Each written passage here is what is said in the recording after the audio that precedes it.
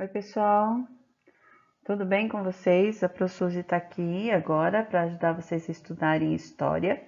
Peguem a sua apostila 8 e abram lá na página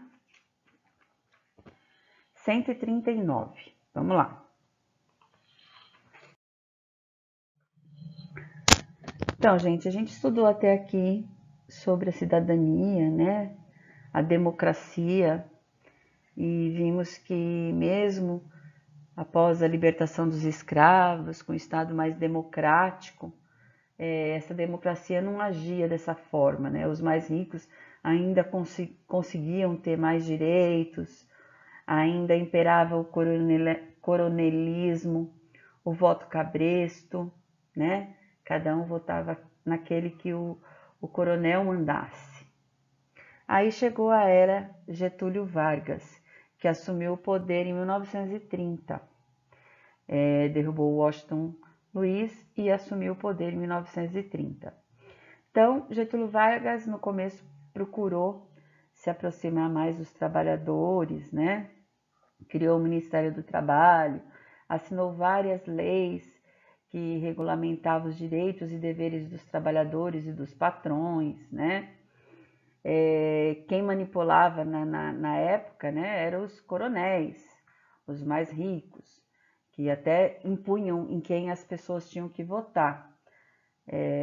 E o Getúlio Vargas veio para acabar com isso, né? A princípio ele veio para acabar com isso. Ele assumiu o controle do país e não se conformou com a posição, né, do cenário nacional. E tomou a liderança e fez uma Constituição nova em 1934 e que estabelecia o quê? Os três poderes, executivo, legislativo e judiciário, o voto secreto, o voto feminino, as mulheres começaram a votar em 1934, um ensino primário gratuito e obrigatório, uma jornada de trabalho de 8 horas, o descanso semanal, férias remunerada, proibição de trabalho para menores de 14 anos. Então ele veio com várias inovações e tentou se aproximar do povo. Vamos prosseguir. Então essa Constituição, né, foi uma grande vitória para o povo se entusiasmou muito e os coronéis, logicamente, não gostou dessa era do Vargas. Bom, só que chegou em 1937 e deveria-se ter uma nova eleição para escolher um novo sucessor de Getúlio Vargas. Mas, então, o presidente não quis deixar o cargo, Getúlio Vargas não quis abandonar o cargo, né? E deixar para um outro presidente. Então, ele cancelou as eleições, permaneceu no cargo com amplos poderes, alegando que o Brasil estava em perigo, e isso, na realidade, era um golpe, né, dele para não deixar o poder. Um ato como o dele não se respeita as decisões e os processos democráticos de um país e é chamado de golpe de Estado.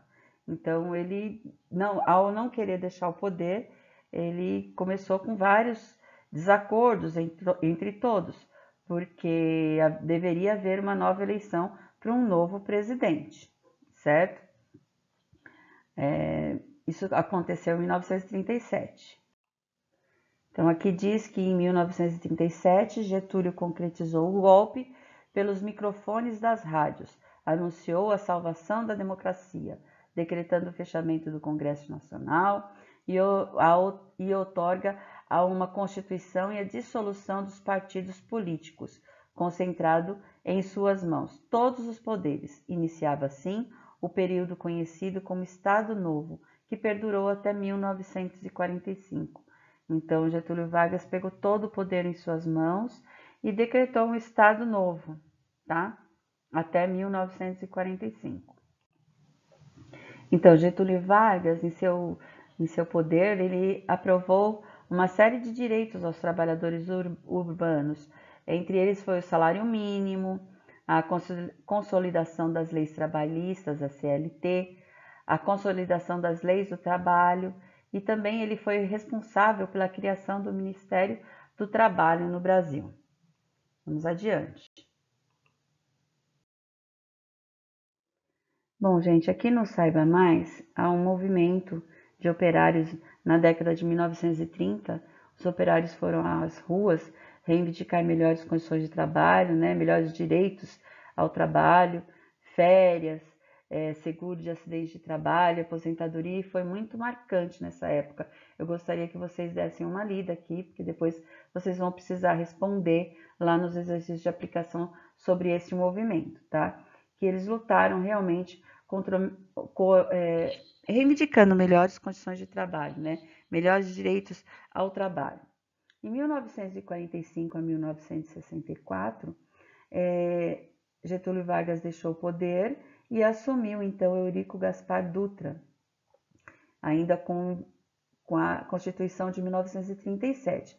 Mas logo, né, a Assembleia Constituinte elaborou uma nova Constituição que entrou em vigor em 1946, com direitos à igualdade de todos perante a lei, ao voto secreto e universal também para os analfabetos, né, e maiores de 18 anos, o direito à greve e à liberdade de pensamento, a credo religioso e para expressão. Então, era uma Constituição mais democrática ainda, né? Além de Eurico Gaspar Dutra, Juscelino Kubitschek também governou, né, durante esse período e ele foi responsável de transferir a sede, né, do nosso país, da capital do país, para Brasília, a sede federal da capital federal para Brasília. Em 31 de março de 64, os militares retiraram João Goulart do governo, exilou-o no Uruguai, né, e acusou-o de desordem, que estava no Brasil, estava uma desordem e não combatia a inflação, enfim, e ele foi exilado para o Uruguai, né? Os militares tomaram poder e foi um poder meio tumultuado, né? A liberdade de expressão das pessoas e foi elaborada uma outra Constituição, em 1967, que, dentre outras medidas, determinou o fim dos partidos políticos. Então, aí vocês vão ver no próximo texto sobre esses conflitos que teve nessa época, cassação de direitos políticos, tortura, assassinatos, né? E foi uma época bem tumultuada da nossa história. Então, eu gostaria que você lesse um pouquinho aí sobre esse texto, né, a seguir, é muito importante. Próxima página. Bom, vamos aos exercícios, então, de aplicação, tá? Número 1. Por que Getúlio Vargas convocou uma Assembleia Constituinte após assumir o governo em 1930? Então, tem lá tudo que ele colocou, né, nessa Assembleia, o que ele fez. Lá no começo nós falamos, também lá no começo do texto está lá explicando, né? Gente, e eu gostaria que vocês lessem o texto todo com bastante atenção para poder fazer os exercícios de aplicação, tá bom? Na 2, a Constituição que intitulou o voto feminino foi de... Qual foi a Constituição? De que ano que foi essa Constituição? Assinale aí, também falei lá no começo do vídeo e também tem lá no texto. 3. Qual foi a importância do movimento operário para a cidadania no Brasil? De acordo com José Maurício de Carvalho.